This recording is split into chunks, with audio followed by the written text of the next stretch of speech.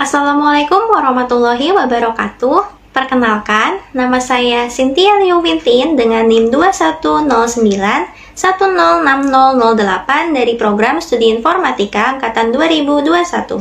Pada video kali ini, izinkan saya untuk membahas beberapa soal terkait kuis 1 mata kuliah metode numerik yang telah dilaksanakan kemarin tentang penyelesaian sistem persamaan linier dan non-linier dengan beberapa metode yang berbeda. Nah, di sini saya akan menjelaskan penyelesaian soal-soal tersebut melalui program yang telah saya buat sebelumnya menggunakan bahasa Python. Kita mulai dari soal pada nomor 1. Pada soal nomor 1, selesaikan penyelesaian persamaan linier di bawah ini. 3x tambah 5y sama dengan 44 dan 5x tambah 2y sama dengan 29. Menggunakan 3 cara, yaitu metode substitusi, eliminasi, dan aturan Cramer. Kita langsung saja ke programnya. Seperti ini. Dev intro untuk menampilkan judul, yaitu program penyelesaian sistem persamaan linier. Lalu kita mulai ke dev hitung. Di sini saya membuat diketahui persamaan 1 yang mana user akan menginputkan sendiri A1, B1, dan C1. Begitu juga dengan persamaan 2. Dan penginputan isi dari persamaan ini saya jadikan dia tipe datanya itu float. Lalu saya memuat di sini ditanya yang mana yang A-nya yaitu dengan metode substitusi, yang B-nya metode eliminasi, dan yang C-nya aturan Cramer. Kita langsung saja ke sini. Untuk rumus yang metode substitusi. Nah, mungkin kalau lihat dari sini itu agak bingung karena kurang saya tuliskan secara detail ya. Jadi, dia itu persamaannya akan memindah ruaskan antara yang X ataupun yang Y ke ruas bagian kanan. Sehingga pada bagian kirinya hanya tersisa satu variabel antara X dan Y.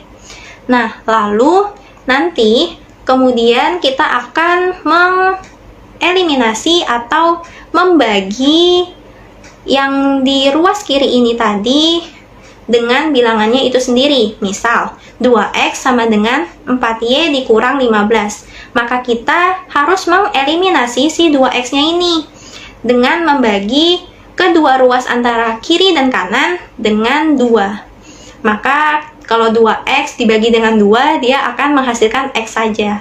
Jadi seperti itu kurang lebih untuk penjelasan rumus yang ini. Lalu kita setelah menghasilkan persamaan yang telah saya jelaskan tadi itu, kita akan memasukkan misal x sama dengan 4y dikurang 15 tadi. Kita masukkan ke persamaan lainnya yang memuat misal 2x kurang 1. Maka nilai x di 2x kurang 1 ini akan kita masukkan dengan nilai x yang tadi itu kita dapatkan, yang 4y dikurang 15.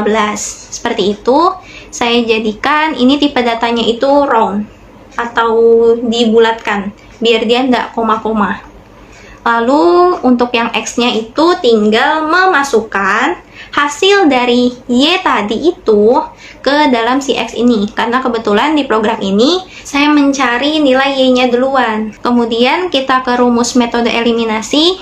Seperti ini rumusnya. Sama seperti eliminasi yang biasa kita lakukan.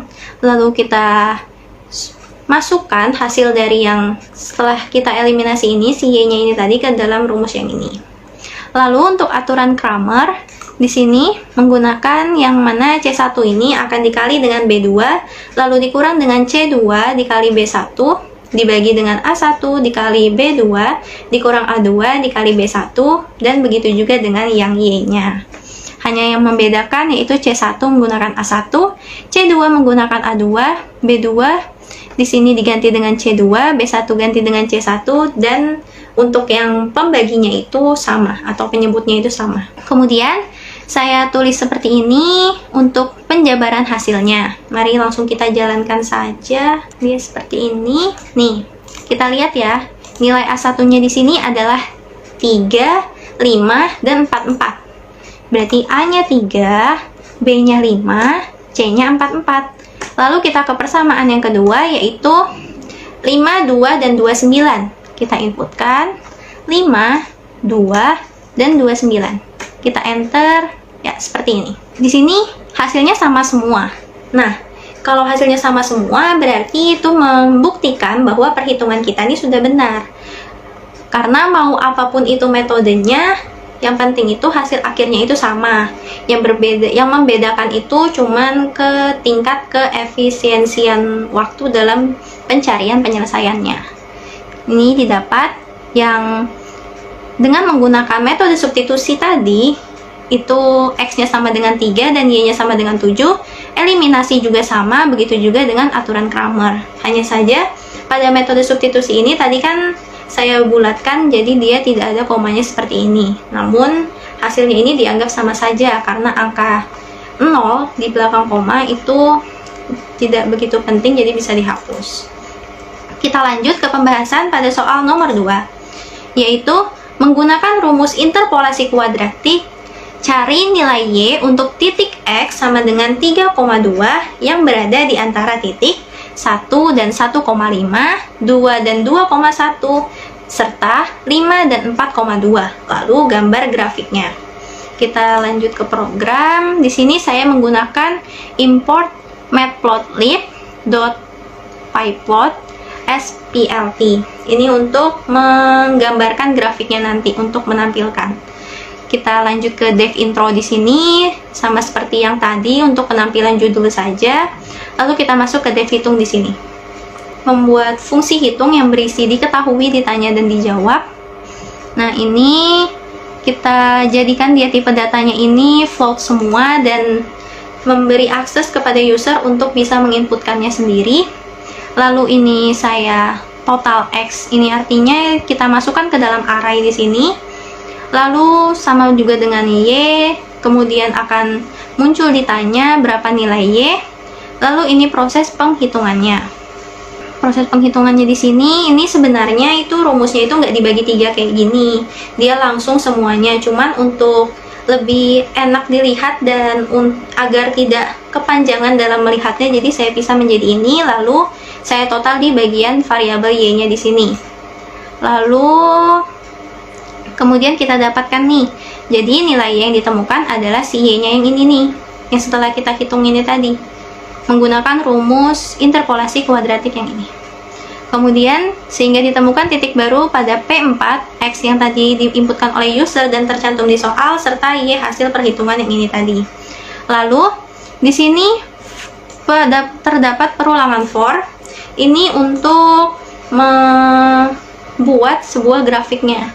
Dan ini juga for I in range len total Y, dia akan menghitung total daripada Y yang ini tadi.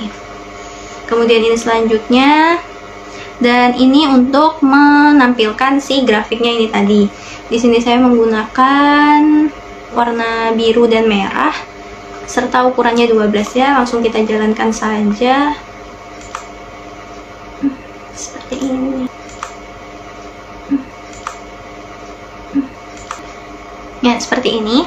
Nilai X-nya kita masukkan langsung sesuai, kita sesuaikan aja nilai yang mau kita masukkan ini dengan soal.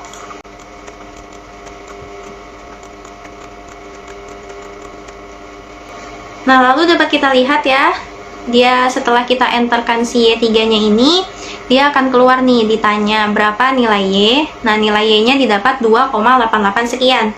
Maka ditemukan titik baru pada P4, yaitu 3,2 dan 2,88 sekian, sehingga membentuk sebuah grafik seperti ini.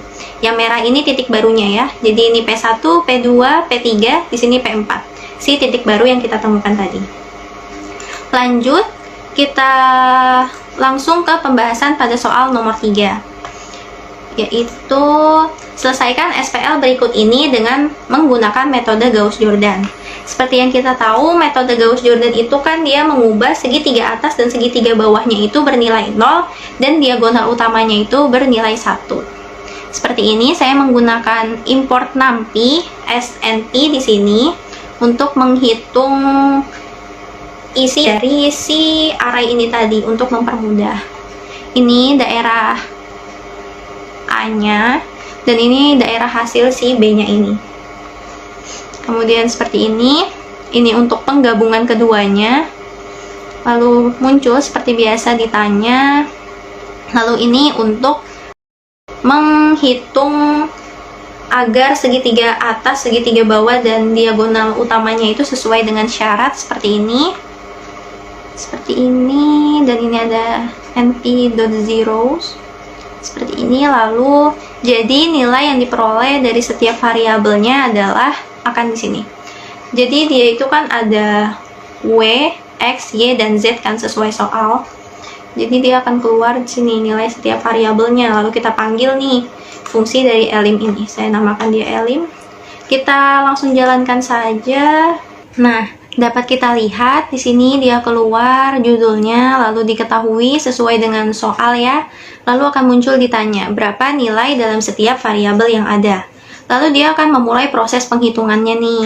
Dari tahap ke 1, 2, 3, 4 sampai ke tahap 16. Nah, dia sampai ke tahap 16 baru dapat segitiga bawahnya itu 0, segitiga atasnya 0, dan diagonal utamanya 1.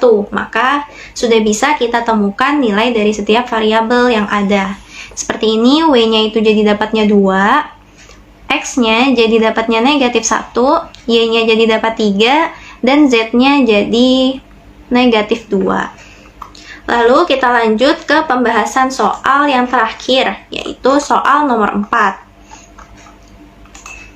Yang mana suatu fungsi f(x) yaitu x kuadrat dikurang 2x dikurang 2 dengan batas bawah 2 dan batas atasnya yaitu 3, tentukan nilai akar x dengan menggunakan metode biseksi dan regula falsi. Kita langsung ke programnya. Seperti biasa, dev intro di sini untuk judul, dan saya tambahkan fungsinya di sini agar tidak lupa. Lalu ini penghitungan biseksinya.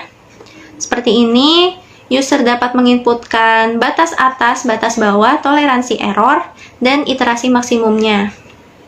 Dan di sini perhitungan cara mencari nilai tengah, yaitu A tambah B dibagi 2. Batas bawah tambah batas atas dibagi 2. Kemudian ini lalu muncul ditanya, dan ini dia akan mengeprint ini sebagai tabelnya gitu. Ini untuk merapikan tabelnya saja biar dia jaraknya sama semua. Lalu ini sama. Ini perhitungannya FA, FB, FC kita masukkan ke dalam fungsi yang tadi. ABC-nya kita masukkan ke dalam fungsi yang ada di soal tadi. Lalu ini penghitungan galatnya. Ini kondisi untuk menyatakan galatnya. Lalu ini akan dicari lagi penghitungan titik tengahnya. Kemudian kita lanjut ke hitung regula falsi. Di sini sama tasnya ya. Hanya saja cara mencari titik tengahnya itu berbeda. Ini kan rumusnya A dikali FB dikurang B kali FA dibagi dengan FB dikurang FA. Sama seperti tadi, kurang lebih sama. Hanya saja beda di pencarian si titik tengahnya ini.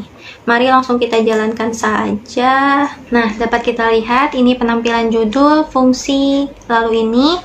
Mari kita masukkan batas bawah sesuai soal ya. 2 dan 3 kita masukkan saja langsung.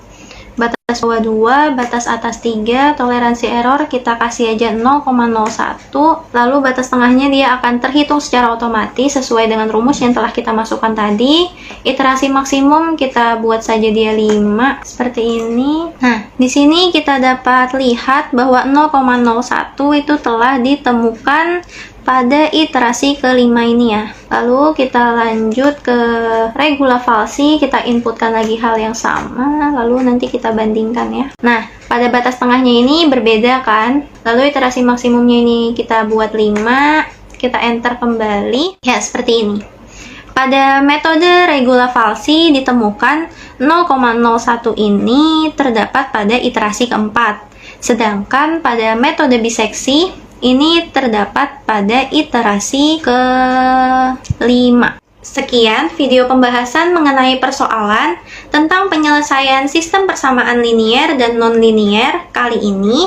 Semoga dapat bermanfaat dan memudahkan kita semua dalam memahami persoalan yang ada. Mohon maaf jika terdapat kesalahan ataupun kekurangan di dalam penyampaian saya tadi. Kurang lebihnya saya mohon maaf. Terima kasih. Wassalamualaikum warahmatullahi wabarakatuh.